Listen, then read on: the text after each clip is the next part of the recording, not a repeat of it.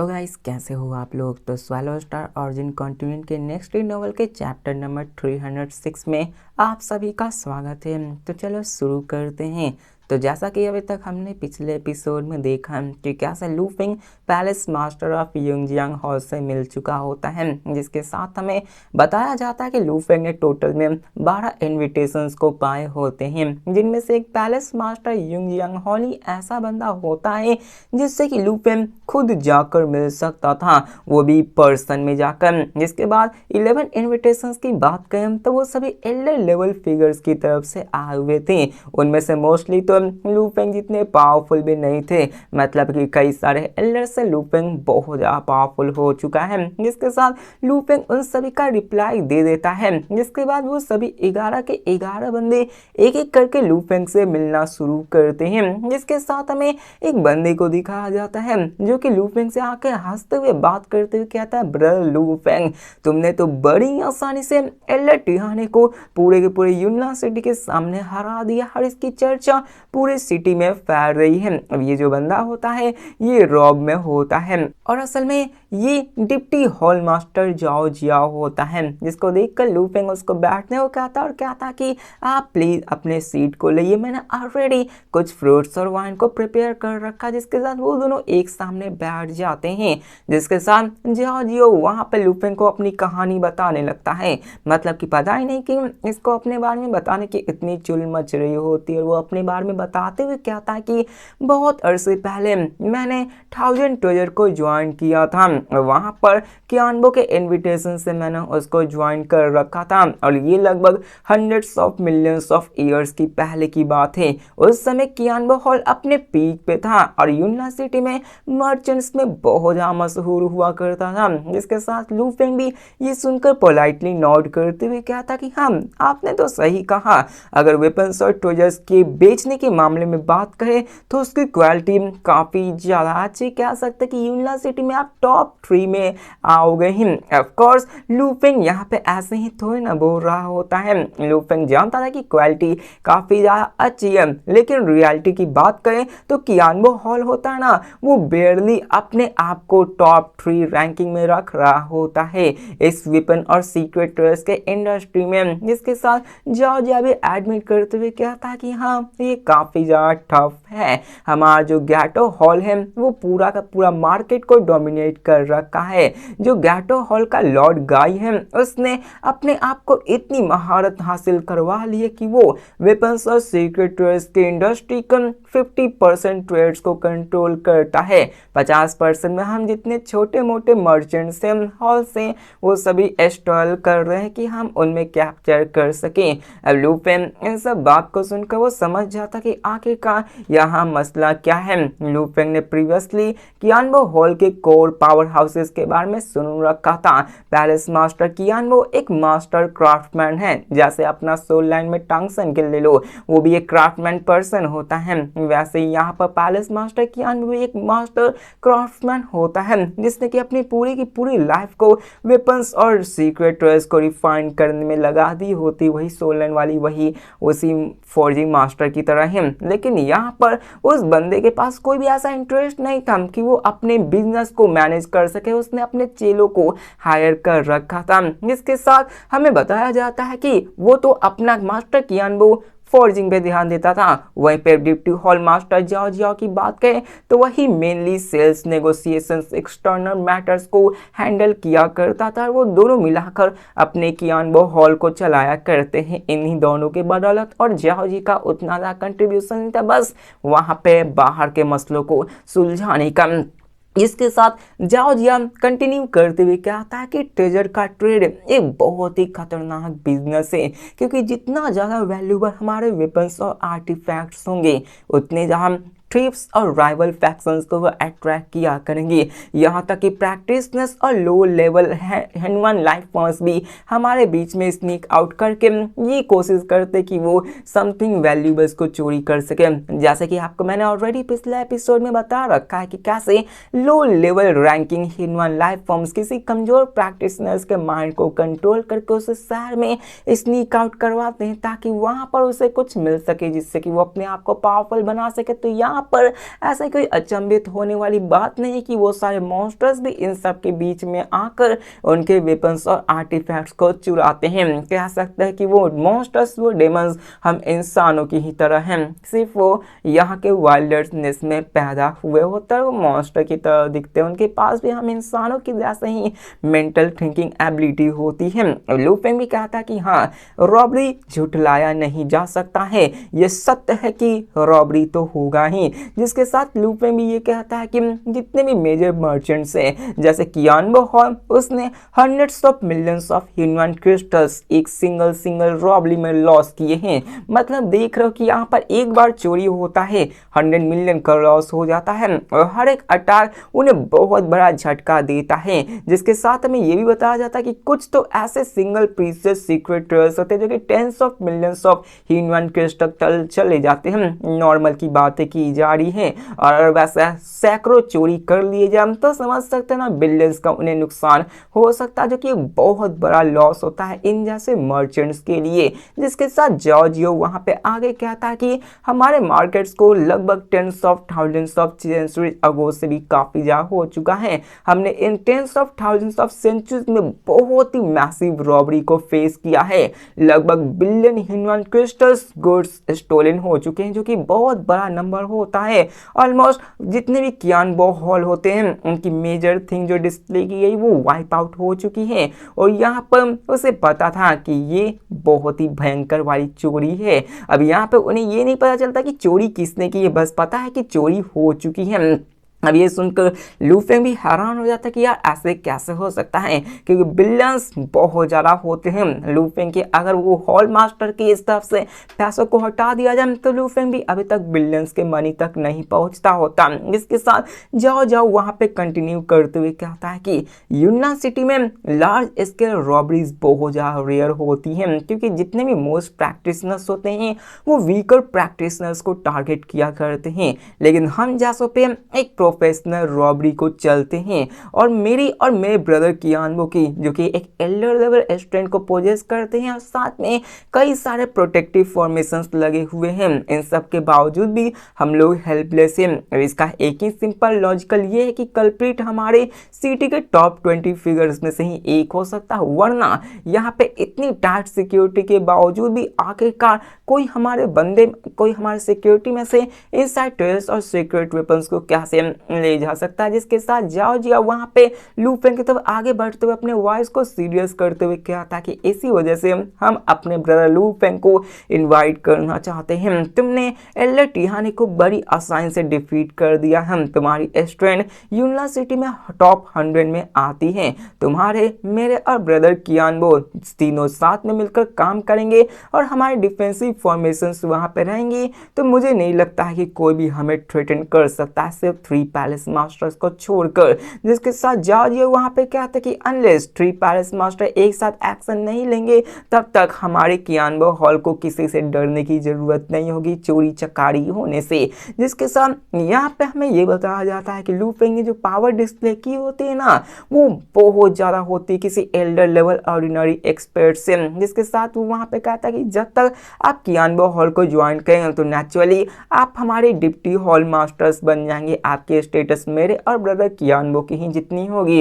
जिसके साथ वो लूफेंग की तरफ कहता है कि एडिशनली हम लोग आपको 10,000 ह्यूमन क्रिस्टल पर एरा में देंगे। लगभग 10,000 एराज में आपके पास 100 मिलियन ह्यूमन क्रिस्टल्स हो जाएंगे, जो कि एक एल्डर के लिए सूटेबल स्टेबल इनकम मानी जाती है, क्योंकि 100,000 मतलब 10,000 एराज में 100 मिलियन ह्यूमन क्रिस्टल बड़ी बातें तो नहीं होती। रेंट की बात करें तो इस हिसाब से लूफेंग अपने रेंट का आधा खर्चा इससे निकाल सकता अगर वो किसी बड़ी सी जगह में जाकर रहने लगेगा। जिसके साथ वो कहते हैं कि यहाँ पे आपको ज़्यादा रिस्क लेने की जरूरत भी नहीं पड़ी और आपके पास अच्छा खासा इनकम आता रहेगा, बहुत ही कम बैटल्स होंगे, सेफर होंगे और एक सस्टेनेबल पाथ आप लोग चूज कर पाओगे। जिसके बाद वो कहते हैं ऑफ कोर्स आप हमारे इस फैक्शंस को ज्वाइन करना चाहते हैं तो इसमें आपको रिवॉर्ड्स भी मिलेंगे। हम आपको 200 मिलियन ह्यूमन क्रिस्टल एक ज्वाइनिंग रिवॉर्ड दे सकते हैं, लेकिन हमें बहुत बड़ा लॉस लगा है, तो हम लोग इसको 2 इंस्टॉलमेंट्स में पे करना चाहते हैं। पहला तो आपको ज्वाइन के मतलब ज्वाइन करने पे लूफेंग को 100 मिलियन क्रिस्टल्स मिल जाएंगे, लेकिन उसके बाद लूफेंग को 10,000 ईपोस बाद अनदर 100 मिलियन मिलने वाले हैं, जो कि लूफेंग के हिसाब से काफ़ी ज़्यादा लंबा टाइम होने वाला है, क्योंकि यार लूफेंग अभी सिर्फ एक बच्चा ही होता है। अब ये सुनकर लूफेंग कहता है कि क्या सिर्फ 200 मिलियन ह्यूमन क्रिस्टल्स ही, वो भी 2 इंस्टॉलमेंट पेमेंट्स पे। अब यहाँ पे लूफेंग को भी और भी ऑफर्स आए हुए थे, जहाँ पे उसे पता था कि यार जितने भी रिसीव उसे मिले हुए ऑर्डर्स उसके हिसाब से मैं कोई एक नॉर्मल ऑर्डिनरी एल्डर नहीं हूँ, मेरी स्ट्रेंथ एल्डर टिहाने से काफ़ी ज़्यादा है, इसलिए यहाँ पर इसने मुझसे अप्रोच किया है। अगर एल्डर टिहाने से मेरी स्ट्रेंथ कम होती ना तो ये मेरे पास आते ही नहीं, लेकिन इन सब के बावजूद भी, मेरी स्ट्रेंथ इतनी होने के बावजूद भी ये लोग मुझे काफ़ी कम पैसे दे रहे हैं। जिसके साथ वो स्ट्रेंजमैन फिर से कहता कि बट ब्रदर लूफेन, तुम्हारे पास मल्टीपल क्लोन से ओरिजिन वर्ल्ड से, तो तुम कई सारे फैक्शंस को ज्वाइन कर सकते हो। और वैसे भी कियानबो हॉल को तो हमारे लॉर्ड वेंग यांग के कमांड के अंदर ही किया जाता है। लॉर्ड वेंग यांग उन्हीं 3 पैलेस मास्टर में से एक होता है, जिसके बाद वो कहता है कि तुमने तो सुन रखा होगा कि लॉर्ड ऑफ यांग हॉल वो काफ़ी ज़्यादा इंजर हो चुके हैं और रेयरली अपने एक्शंस को लिया करते हैं। राज के बाद यूनान city mainly Lord of Wayang hall के ही अंदर होगा, जिससे कि अपने पैलेस मास्टर लूफेंग को सावधान रहने को कह रहे थे, क्योंकि ये वही वाला बंदा होता है जो कि मोस्टली एल्डर्स को अपने अंदर मिलाया हुआ होता है। जिसके साथ वो कहते हैं कि अगर आप कियानबो हॉल को ज्वाइन करें तो नेचुरली आप लॉर्ड वेयांग फैक्शंस के अंदर आ जाओगे। इसको सुनकर ब्रदर लूफेंग उससे कहता है कि ब्रदर जाओजी, मैं तुम्हारे ऑफर को समझ सकता हूँ, लेकिन ऑनेस्टी की बात करूँ तो यहाँ पे मुझे दूसरे पार्टी से भी इन्विटेशंस मिल रखी हैं और तुम्हारे टर्म्स काफ़ी ज़्यादा लैक कर रहे हैं। इसको सुनकर जाओ के एक्सप्रेशन थोड़े से बदल जाते हैं, क्योंकि लूफेंग के कहने का मतलब ये था कि तुम पैसे भी कम दे रहे हो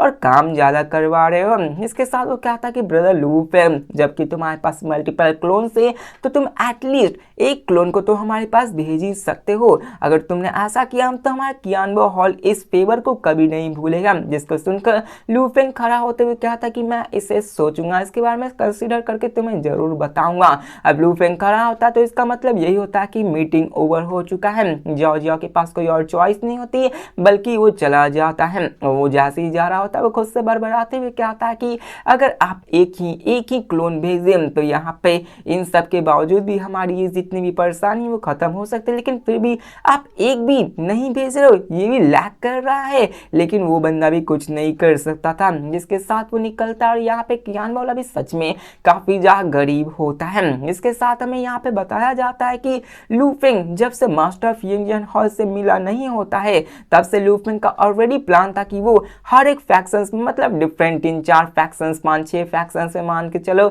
उसमें अपने डिफरेंट क्लोन्स भेज सकता था, जिससे कि उसे एक सुटेबल स्टेबल इनकम मिल सकती थी, जो कि उसके अर्ली कल्टीवेशंस में काफी ज्यादा मदद करने वाली है। लेकिन जबकि वो उनसे मिले तो उसकी प्लान्स काफी ज्यादा चेंज हो चुके थे, क्योंकि उसने पैलेस मास्टर यांग हॉल से 500 मिलियन ह्यूमन क्रिस्टल मिले थे। अब यहाँ पे लिखा हुआ 500, लेकिन पिछले एपिसोड में 5 बिलियन लिखे हुए थे, जो कि मुझे भी नहीं पता कि यार कौन सा ट्रू है, क्योंकि 5 बिलियन सच में ज्यादा होता है और 500 मिलियन पैलेस मास्टर के हिसाब से काफी कम। तो हम लोग मान के चलते हैं कि लूफेंग को 5 बिलियन क्रिस्टल से मिले हुए हैं। जिसके साथ यहाँ पे लूफेंग डी किंग की तरफ देखता है, उसे बोलता है ब्रदर डी किंग। जिसके साथ डी किंग भी उसके पास आता है और कहता है brother Lufeng, in past few days में तो तुम्हारे पास कई सारे एल्डर्स तुम्हें विजिट करने के लिए आए हुए हैं। जिसके साथ लूफेंग वहां पे कहता है कि मैंने 11 इनविटेशंस को रिसीव किया है, क्या तुम इनमें से देखकर बता सकते हो कि मेरे लिए सबसे सुटेबल कौन रहेगा। और वो वहां पे वो सारी 11 फैक्शंस के फॉर्मेशंस डिटेल के इंफॉर्मेशंस को निकाल के रख देता है। डी की एक ही झटके में उन सबको मेमोराइज कर लेता है। वहां पे अपने ब्रदर लूफेंग से कहता है कि ब्रदर लूफेंग, आखिरकार तुम कितने फैक्शंस में ज्वाइन करने की सोच रहे हो। तो लूफेंग कहता है सिर्फ एक ही। तो यहाँ पे डेकिंग कहता है कि क्या सिर्फ एक ही। तो लूफेंग कहता है कि हाँ, एक फैक्शंस काफी ज्यादा होगा। जिसको सुनकर डेकिंग उसे कहता है कि तुम्हारे पास कई सारे क्लोन्स हैं, तो क्यों ना तुम बहुत सारे फैक्शंस में ज्वाइन करो और बहुत ही पैसा कमाओ। मतलब कौन ऐसा मौका छोड़ना चाहेगा, पैसों की बरसात लगा देंगे। हम और आप ऐसे होते तो जरूर ऐसा ही करते। लूफेंग भी ऐसा ही करने वाला था, लेकिन वही पैलेस मास्टर से मिल गया, उसे बहुत ही पैसा मिल गया। तो यार उसका एफडी करा के वो बहुत पैसा कमा लेगा। मैं सच कहूँ तो, जिसके साथ यहाँ पे उससे पूछता कि तुम क्यों नहीं ज्वाइन कर सकते हो, आफ्टर 11 फैक्शंस तुम्हें hundreds of millions of rewards दे रहे हैं, अगर मैं होता तो मैं जरूर डिफरेंट फैक्शंस को चूज करता। तो लू फेंग फाइनली रिप्लाई करता कि देखो एक काफी है। इसके साथ वो उससे पूछता कि क्या मुझे न्यूट्रल फैक्शंस को चूज करना है या फिर मैं किसी यंग जुआंग पैलेस मास्टर के साइड में जाकर उसको ज्वाइन कर दूं। मतलब लू फेंग के पास यही दो चॉइसेस होती हैं, जिसके साथ डी किंग भी उस सिचुएशंस को एनालाइज करने लगता है और वो कहता है कि यूजियन हॉल देखा जाए तो काफ़ी ज़्यादा कमज़ोर है अभी पावर के स्ट्रगल में, क्योंकि हॉल मास्टर काफ़ी ज़्यादा वीक है, तो वहाँ पे नहीं कहा जा सकता है। जिसके साथ वो कहता है कि तीनों फैक्शंस मतलब 11 फैक्शंस के अंदर देखा जाए तो 4 ऐसे फैक्शंस हैं जो कि न्यूट्रल हैं, जिसमें कि कोई भी एल्डर्स का हाथ नहीं है, मतलब है लेकिन वो उतना लड़ाई झगड़े में नहीं रहते हैं, उतना प्लंडरिंग नहीं होता है। दो तो यूजियन हॉल को अपोज करता था। अगर यहाँ पे वो कहता है कि अगर मैं इन सब के ऑफर्स को कंपेयर करूं तो पेल टावर सबसे ऊपर आती है, जो कि तुम्हें बेस्ट कंडीशंस भी ऑफर कर रही हैं। अब ये टावर मास्टर होता है जो होता है लीव फुआ, जो कि चैंगिंग टावर से होता है और इसका भी रेपुटेशन काफी ज्यादा होती है, इसी वजह से यहाँ पर वो उसे पेल टावर को ज्वाइन करने को बोल रहा होता है। लेकिन यहाँ पे वो ये भी कहता है कि अगर तुमने पेल टावर को चूज किया तो इसमें काफी ज्यादा ट्रबल आ सकती है, क्योंकि उन्होंने ऑलरेडी अपने आप को इंसेक्ट नेट्स के साथ कॉन्फ्लिक्ट में डाल रखा है। तो लू फेंग स्माइल करते हुए कहता कि अगर यहाँ पे कोई ट्रबल ना होता तो आखिरकार वो इतनी बड़ी जनरस बेनिफिट्स मुझे देने को तैयार ही क्यों होते। तो लू फेंग वो भी कहता है डिकिंग कि हम तुमने भी सही कहा, ऐसा तो हो नहीं था। लू फेंग भी कहता कि मैं भी पिल टावर को ही प्रेफर करता हूँ, क्योंकि हमें बताया जाता है कि जितने भी 11 फैक्शंस हैं जो कि लू फेंग को इनवाइट किए थे, उसमें से लू फेंग ने पिल टावर्स को ही चूज किया होता। फाइनली वो पेल टावर्स को ही चूज करता कि मैं इसको ही चूज करने वाला हूँ, क्योंकि यार पेल टावर होता है। मैं सच कहूँ तो यहाँ पे लू फेंग की कल्टीवेशंस में ये काफी ज्यादा मदद भी करने वाली है। जिसके साथ लू फेंग डीफू को भी और डीमिंग सबको बुला लेता है, मतलब डीमिंग को बाद में बुलाता है लेकिन अभी मान लो उसने बुला लिया। जिसके साथ लू फेंग डीफू को बुलाता है, वहां पे लू फेंग उससे कहता है डीफू आखिरकार क्या हुआ। जिसके साथ डीफू से पूछता कि क्या तुम इतने खुश क्यों, क्या यहाँ पे कोई अच्छी सी न्यूज है। तो यहाँ पे लू फेंग सबको बैठने को बोलता है और कहता है कि यूनला सिटी के अंदर कई सारे फैक्शंस मुझे रिक्रूट करने की कोशिश कर रहे हैं। फाइनली मैंने अपने डिसीजन को बना लिया है। मैंने प्रीवियसली डिस्कस कर रखा था कि मैं पिल टावर्स को एक डिप्टी टावर मास्टर की तरह से ज्वाइन करूंगा। जिसके साथ यहाँ पे वो बात करने लगता है और बताने लगता है कि जो मास्टर ऑफ चैंगिंग टावर है मतलब पिल टावर है अलूफा, उन्होंने तुम तीनों को भी इनवाइट किया है कि मेरे साथ तुम तीनों भी उनके फैक्शंस को ज्वाइन कर सकते हो। जिसके साथ वो उन तीनों से पूछता कि क्या तुम तीनों उसको एक्सेप्ट करोगे ज्वाइन करने के लिए। तो डीफू इमीडिएटली कहता ऑफ कोर्स मैं करना चाहता हूँ। डीमिंग भी बिना किसी हेजिटेशन के कहता है कि हाँ ये बहुत ही प्रीशियस अपॉर्चुनिटी है, मैं इसको रिफ्यूज नहीं कर सकता हूँ। डेकी में कहता कि आखिरकार कौन ही इसको मना करना चाहेगा, बिना किसी मिनिमम रिस्क के हमें एक एबेंडन रिसोर्सेज मिल सकते हैं और वो भी इससे काफी ज्यादा खुश होता है। अब देखा जाए तो डेकिंग की पावर्स एक mid stage enlightenment God emperor जितनी हो चुकी होती है। टिपिकली इस लेवल में किसी को अच्छी खासी पोजीशन मिल सकती थी, लेकिन यहाँ तक कि डेकिंग के इस पावर के होने के बावजूद उस पे मोस्ट ऑफ फैक्शंस भरोसा करते नहीं थे, मेनली उसे लोअर टायर जॉब्स मिला करते थे, क्योंकि देखा जाए तो डेकिंग एक नया नवेला बंदा होता है इस सिटी के हिसाब से, इसलिए कोई भी उसको हायर रैंकिंग पोजीशंस देने को तैयारी नहीं थी। लेकिन thanks to Lu Feng pill tower उसे एक डायरेक्ट इन्विटेशन भेज रही थी और कोई छोटा मोटा तो उसे रैंक देगी नहीं, ऑब्वियसली बड़ा रैंकिंग उसे देने वाली है। और डीकिंग को यहाँ करना कुछ नहीं है, बस अपनी क्लोन को उस पोजीशन पे भेजना है और अपने एक स्टेडी स्ट्रीम ऑफ इनकम को बस लिटिल एफर्ट में पूरा कर देना है। जिसके साथ लू फेंग कहता है कि जबकि तुम तीनों एग्री हो तो मैं टावर मास्टर पिल मास्टर ल्यूफा से कांटेक्ट करके उन्हें बता देता हूँ। जिसके साथ हमें ये बताया जाता है कि वेपन्स और ट्रेजर्स इंडस्ट्री में गार्डियन हॉल जो कि पैलेस मास्टर होता है वो एक अनडिस्ट्रीब्यूटेड रूलर होता है, जैसे उसने 50% मार्केट को कवर कर रखा था। लेकिन मेडिसिन और पिल इंडस्ट्री की बात करें तो काफी ज्यादा कॉम्पिटिटिव होता है, उसमें कोई भी ऐसा फैक्शंस नहीं था जिसने कि पूरे की पूरे मार्केट को डोमिनेट कर रखा होता है। उसमें कई सारे लीडिंग फोर्सेस भी होते हैं और पिल टावर उन पिल रिफाइनिंग इंडस्ट्री का एक लीडिंग फोर्सेस में से एक होता है। लू फेंग फाइनली लियू फा से मिलने के लिए निकल पड़ता है। वहां पे तभी लू फेंग जाता है तो एक एल्डरली मैन जिसकी सिल्वर हेयर होती है वो लू फेंग को ब्रदर लू फेंग क्या के ग्रेट करने लगती है। और वहां पे वो बंदा कहता है कि मैं तुम्हारा ही कब से इंतजार कर रहा था। वो काफी ज्यादा एक्साइटेड होता है। वो कहता है कि मैं कल तुमसे बहुत दफा मिलने की कोशिश की और मुझे कहीं ना कहीं चिंता था कि मुझे डर था कि हमारा पिल टावर तुम्हें रिक्रूट नहीं कर पाएगा, लेकिन जब से हमने तुम्हारे कॉन्फ्रेंटेशंस की न्यूज़ सुनी है तो हमें यहाँ पर खुशी का कोई ठिकाना नहीं रहा है। मैं काफ़ी ज़्यादा खुश हूँ। जिसके साथ लू फेंग वहाँ पे आकर बैठ जाता है। अब देखो लू फेंग यहाँ पे कोई ऑर्डिनरी एल्डर नहीं बनने वाला था। लू फेंग की जो स्ट्रेंथ थी वो ऑलरेडी माना गया था कि उसकी स्ट्रेंथ टॉप 100 एल्डर्स में से आती है। और लू फेंग कोई तो ऐसा मान रखा था कि लू फेंग की स्ट्रेंथ इतनी है कि वो रैंक टॉप 50 में भी आ सकता है। मतलब लोग अलग अलग चीजें बता रहे थे कि कोई 100 में तो कोई टॉप 50 में हो सकती है। और आखिरकार इतने पावरफुल बंदे को कौन अपने फोर्स में नहीं ज्वाइन कराना चाहता है।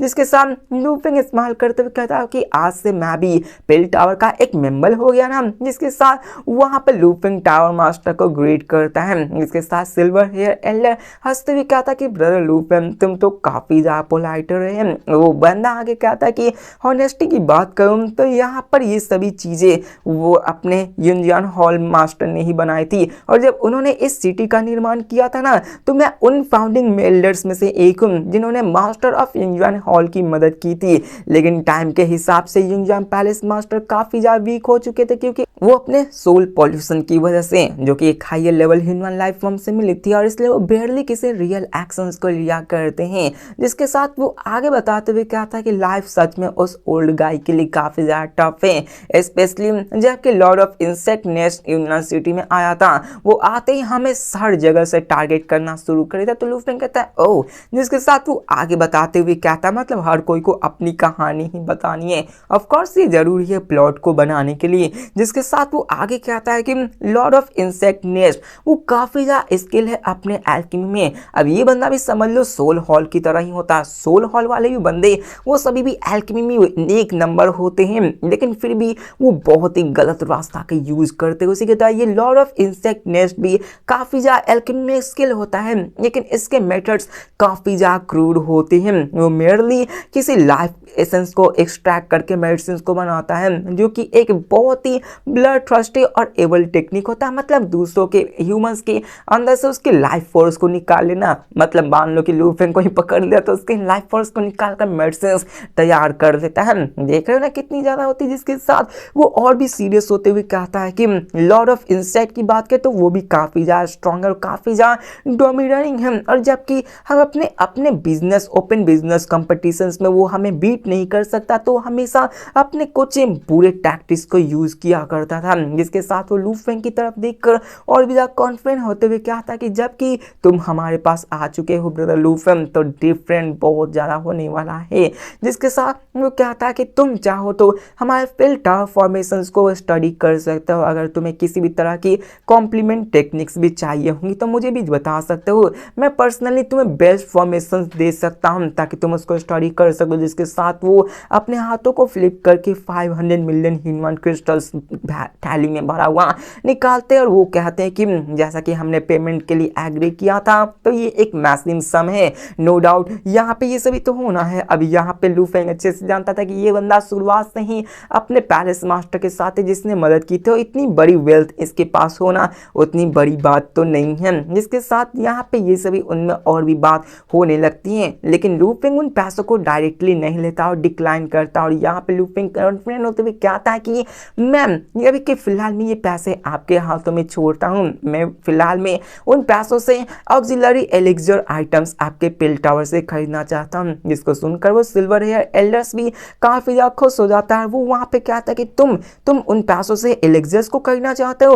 वेल एटलीस्ट ये अच्छा इन्वेस्टमेंट भी है। जिसके साथ वो आगे कहता है कि अगर पैलेस मास्टर खुद यहाँ पे आए एलिक्सर्स लेने के लिए तो उन्हें सिर्फ 30% का डिस्काउंट ही मिलता है, लेकिन लू फेंग तुम्हारे लिए जबकि तुम हमारे यहाँ के टावर के डिप्टी टावर मास्टर तो तुम्हें परचेज पे 40% का डिस्काउंट मिलेगा। अब ये बंदा भी लू फेंग के टैलेंट को पहचान रखा है। वो भी लू फेंग के हिस्ट्री के बारे में जान रखा हो कि लू फेंग ने क्या कर रखा था, वो लू फेंग के बारे में अच्छे से जानता कि इसको अपने पास बुलाना होगा, इसको अपने साथ मिलाना होगा तो हमारे फैक्शंस काफी ज्यादा आगे आएगा। इसलिए ये लू फेंग को 40% डिस्काउंट देने को तैयार हो जाता है। मतलब लू फेंग को सिर्फ 60% ओरिजिनल प्राइस ही पे करनी पड़ेगी। अब देखो चैंगिंग टावर की बात करें तो वो ओनर के हिसाब से अपने इन सब के प्रॉफिट मार्जिन को नहीं पा सकता था। मतलब लू फेंग को 40% डिस्काउंट दे रहा था, उसको बेयरली कोई प्रॉफिट होता, लेकिन जबकि वहां पे उसे अपनी दुकान चलानी है और साथ में सप्लाई एंड डिमांड को भी इंक्रीज करना है तो ये थोड़ा सा सह सकता है, क्योंकि एक बंदा कितना ही खरीदेगा।